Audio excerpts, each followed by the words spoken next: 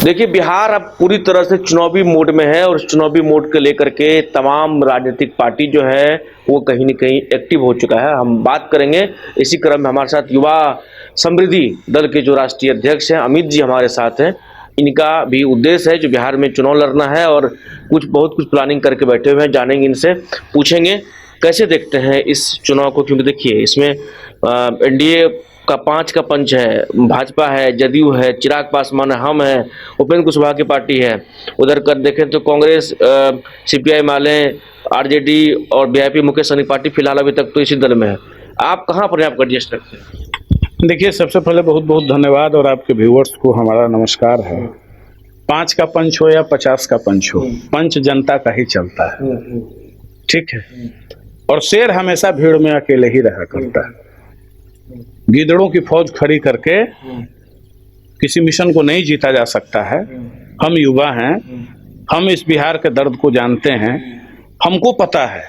हम एक साधारण सामान्य परिवार के युवा हैं। हमको पता है कि स्कूल से लेकर, बचपन से लेकर और नौकरी पाने तक, रोजी रोजगार तक, परिवार को चलाने तक क्या क्या दर्द झेलना पड़ता है एक आम व्यक्ति को, इस देश के आम व्यक्ति को, खास करके बिहार को। तो हमें पता है, इसलिए हम बिल्कुल निर्भीक और स्वतंत्र तरीके से चुनाव लड़ने की पूरी तैयारी में है। बाकी जनता मालिक है, जनता जिसको चाहे। कितने सीटों पर तैयारी की है? वाईएसडी जो है वो कितने सीटों पर तैयारी? हमारा 86 सीट चिन्हित सीट है अभी तक। अभी जब मैं आपसे बात कर रहा हूं तो 86 सीट चिन्हित सीट है, जिसमें सबसे ज्यादा सीट चंपारण में है। पूर्वी और पश्चिमी में 100% सीटों पर हम लड़ेंगे। उसके बाद सारण में लगभग सीटों पर लड़ेंगे। शाहाबाद में 3 से 4 सीट पे हम लड़ेंगे। मगध में 3 से 4 सीट पर लड़ेंगे। वैसे ही फिर इधर सीतामढ़ी है, शिवहर है, बेगूसराय है, मुंगेर है, नालंदा है, पटना है। इन सब जिलों मिलाकर लगभग 86 सीट पे हम चुनाव लड़ने जा रहे हैं जी। अच्छा, तो ये बताइए, अच्छा बिहार में जिस प्रकार से घटनाएं वगैरह होती है, आप देख लीजिए, मकामा घटना को याद करेंगे, जिस प्रकार से गोलीबारी होती है, तो लगता है जो बिहार में कहीं न कहीं लॉ एंड ऑर्डर का कुछ बड़ा प्रभाव रह गया है। देखिए, एक बात बता रहे हैं, शासन इकबाल से चलता है और आप ऐसे भी नहीं कह सकते हैं कि इकबाल समाप्त हो गया। हाँ, थोड़ी बहुत कमी तो आई है, कुछ मनोबल तो बढ़ते दिख रहा है, लेकिन नीतीश कुमार जी हैं और सत्ता की चाबी जब तक उनके हाथों में है तो शायद पुलिस और शासन का मनोबल गिरेगा नहीं। हाँ, कुछ सुधार की आवश्यकता है, अवश्य आवश्यकता है, मैं इस बात को नकार नहीं सकता हूँ। मनोबल देखिए, किसी भी राज्य के लिए, राज्य ही नहीं, हम सबसे छोटे यूनिट पे चले, परिवार में आ जाते हैं। परिवार की उन्नति तभी संभव होगी जब सभी संयमित होंगे और सब एक डिसिप्लिन में रहेंगे। उसी तरीके से राज्य में जब तक शासन का इकबाल मजबूत नहीं होगा तब तक राज्य विकास नहीं कर सकता है। तो ऐसी छिटपुट घटनाएं होती है, लेकिन आगे सब ठीक रहेगा। अच्छा, अमित जी की बात से लग रहा है एनडीए के प्रति सॉफ्ट कॉर्नर है क्या? नहीं, ऐसी बात नहीं है। हम तो एनडीए के प्रति सॉफ्ट कॉर्नर कहाँ है? हम तो पूरा चंपारण और सारण का सीट लड़ रहे हैं। पूरे चंपारण में और सारण में हम सीट लड़ रहे हैं, तो किसका सीट अधिकांशतः? तो ऐसा नहीं है, सॉफ्ट कॉर्नर नहीं है। देखिए, हम वैसे पॉलिटिशियन नहीं बनना चाहते हैं। हम 1974 का प्रोडक्ट नहीं है कि आज आप हमारे साथ हैं तो आप हरिश्चंद्र हो गए, हमको छोड़कर आज चले जाइएगा तो आप दुशासन हो गए। तो ऐसा नहीं है, दूध का दूध और पानी का पानी कहेंगे। चिराग पासवान यूथ की, युवाओं की बात करता है, अमित जी किसकी बात करेंगे? हम यूथ की बात कर रहे हैं, हम यूथ की बात कर रहे हैं। आदरणीय चिराग जी की बिहार फर्स्ट, बिहारी फर्स्ट की बात करते हैं, फिर अपने हिसाब से मोल्ड हो जाते हैं सत्ता के लिए।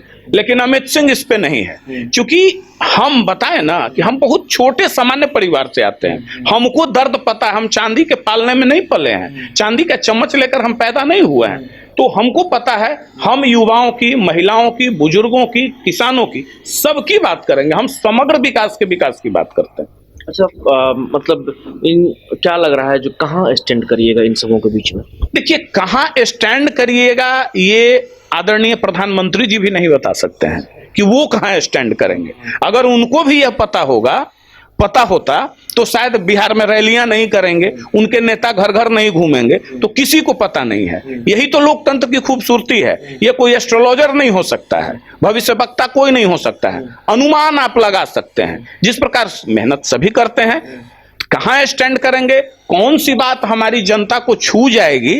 अरे दिल्ली में अरविंद केजरीवाल जी भी आए थे ना जब पहली बार, बाद में वो क्या हो गए वो तो अलग की बात है, लेकिन ये कोई जाना था क्या कि कौन सी बात जनता की उनको पसंद आ जाएगी और जनता सिर माथे पे चढ़ा लेगी। तो अमित सिंह की कौन सी बात जनता के दिल को भा जाएगी, अमित सिंह आ जाएंगे या कौन आएगा, ये तो भविष्य तय करेगा। अच्छा, लास्ट सवाल है, जो ये बताइए, जो लड़ाई किससे है, एनडीए से कि महागठबंधन से? किसी से नहीं, हमारी लड़ाई किसी से नहीं है। हमारी लड़ाई बिहार के कुव्यवस्था से है, हमारी लड़ाई बिहार की बेरोजगारी से है, हमारी लड़ाई बिहार की अशिक्षा से है, हमारी लड़ाई बिहार के जो विकास नहीं हुआ है, जो लोग छल रहे हैं उससे है। वो सिर्फ कहने वाली बात नहीं, क्योंकि हमको पता है कि पैर में एक कहावत है कि जिसके पैर न फटे बेआई वो क्या जाने पीर पर आई। तो दर्द हम झेले हैं, हम सामान्य साधारण लोग हैं, तो हमको पता है, तो हमारी लड़ाई इन्हीं चीजों से। चलिए, तो दर्द झेले हैं ये इनको पता है, तो इनकी लड़ाई जो है बिहार की कुव्यवस्था से, ऐसा कहना है युवा समृद्धि दल के जो राष्ट्रीय अध्यक्ष अमित जी, इनका कहना है।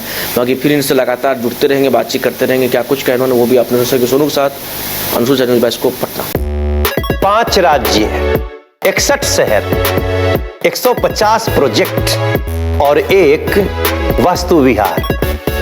नई सोच, नया घर, बनाए रखिए अपना प्यार, सेवा में है वास्तु विहार।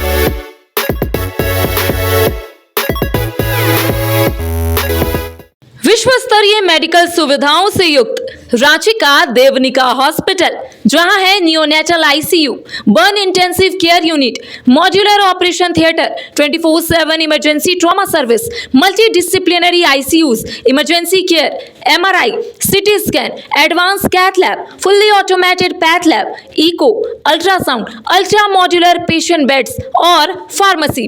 देवनिका हॉस्पिटल एंड रिसर्च सेंटर, किफायती दर पर विश्व स्तरीय इलाज, ancillary Chowk, Tupudana industrial area, Ranchi.